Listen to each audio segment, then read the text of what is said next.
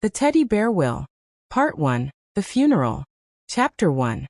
The widow stood in the receiving line wearing black so severe it looked like she'd been dipped in midnight. Margaret Maggie Caldwell, 71, 5'2" in her Sunday heels, was the smallest person in the First Baptist Sanctuary. Yet every eye kept drifting back to her. Not because she was crying, she wasn't, but because she looked like she already knew every secret this town was about to spill. Her husband of 49 years, Judge William Caldwell, had dropped dead on the 9th hole of the Savannah Golf Club 3 days ago. Massive coronary. Aston. The coroner said he never felt a thing. Maggie knew better. William had felt everything right up to the end.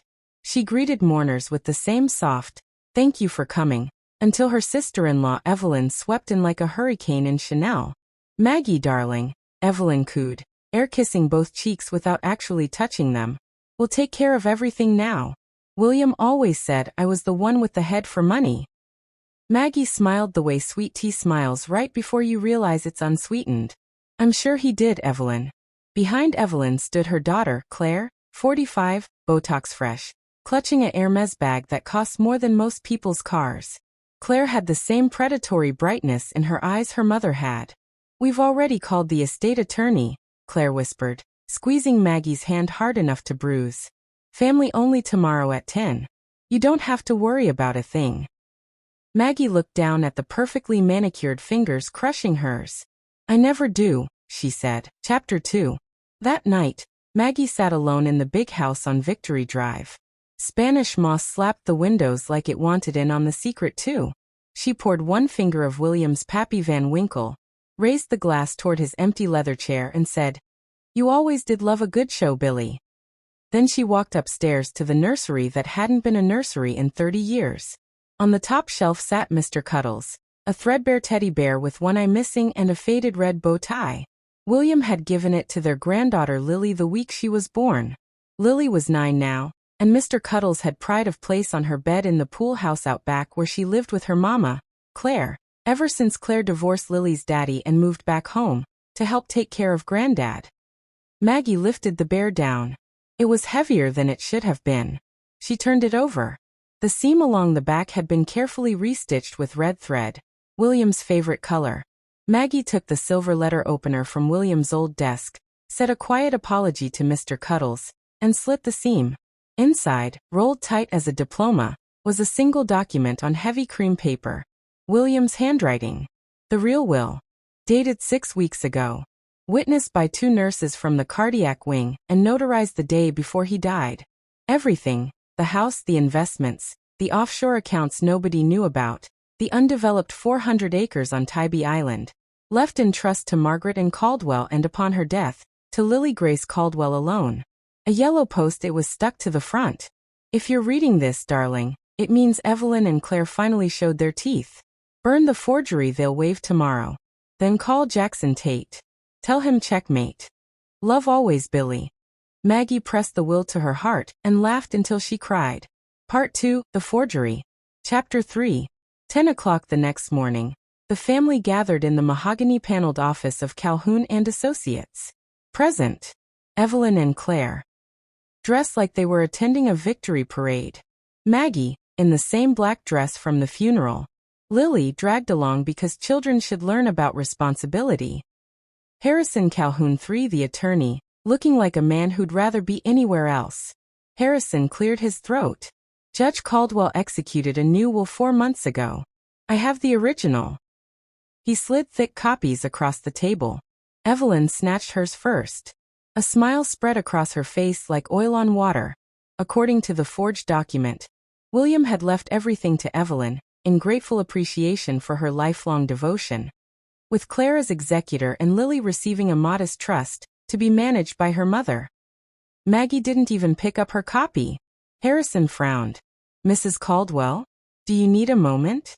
"No, sugar," Maggie said sweetly. "I'm just waiting for the right time to speak." Claire rolled her eyes. "Mother, she's in shock. We'll take her home." Lily, sitting on Maggie's lap, tugged her sleeve. "Nana, why are they smiling? Granddad hated when they smiled like that."